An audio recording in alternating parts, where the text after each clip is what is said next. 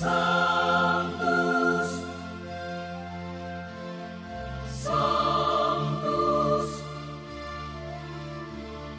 Sanctus Dominus Deus Sabaoth.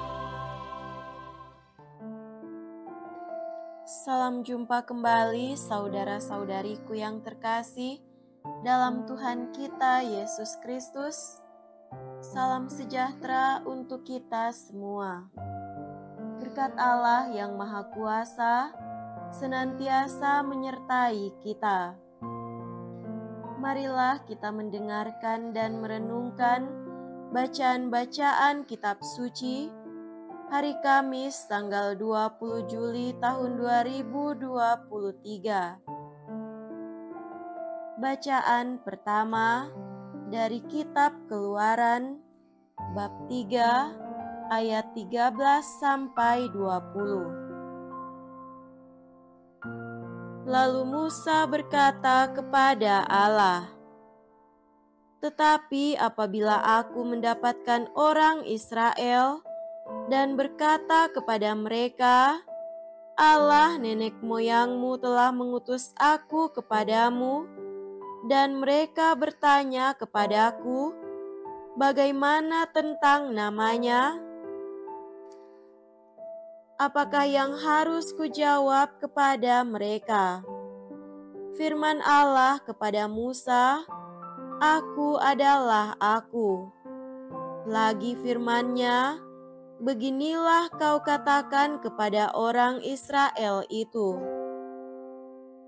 Akulah Aku, telah mengutus aku kepadamu."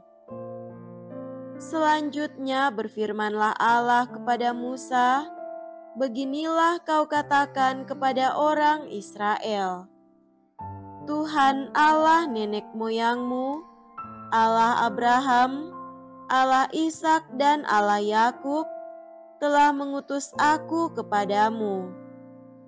Itulah namaku untuk selama-lamanya, dan itulah sebutanku turun-temurun.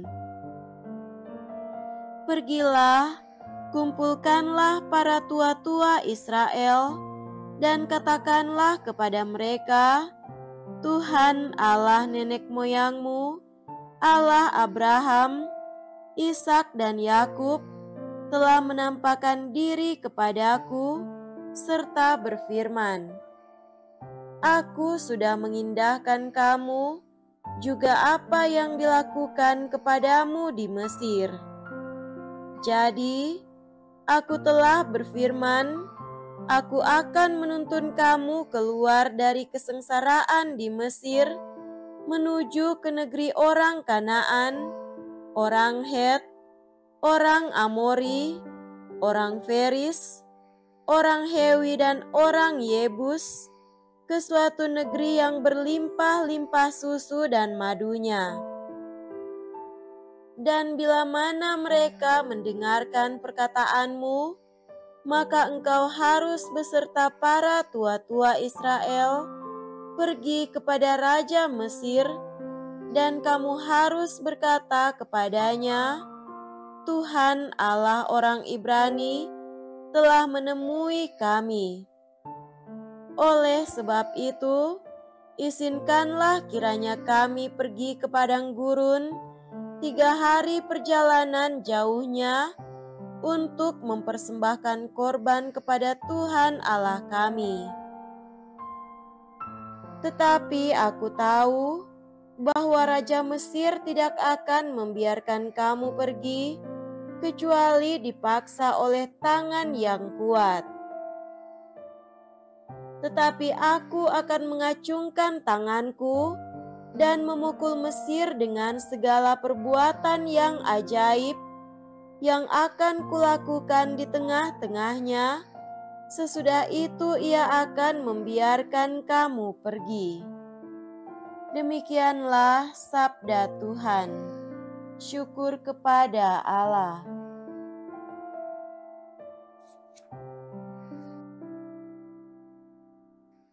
Semoga Tuhan beserta kita sekarang dan selama-lamanya. Inilah Injil suci menurut Matius. Dimuliakanlah Tuhan. Injil Matius bab 11 ayat 28 sampai 30. Sekali peristiwa, bersabdalah Yesus, "Datanglah kepadaku, kalian semua yang letih lesu dan berbeban berat.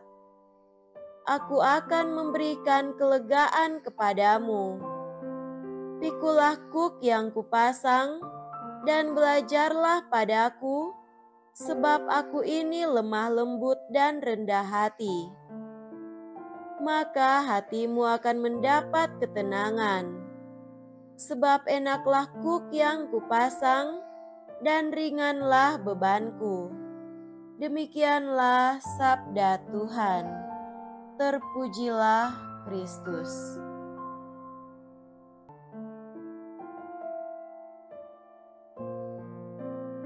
Saudara-saudariku yang terkasih dalam Tuhan kita Yesus Kristus, tema renungan kita pada hari ini adalah mengalami kelegaan dalam diri Yesus.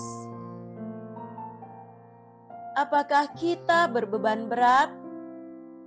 Datanglah kepada Yesus.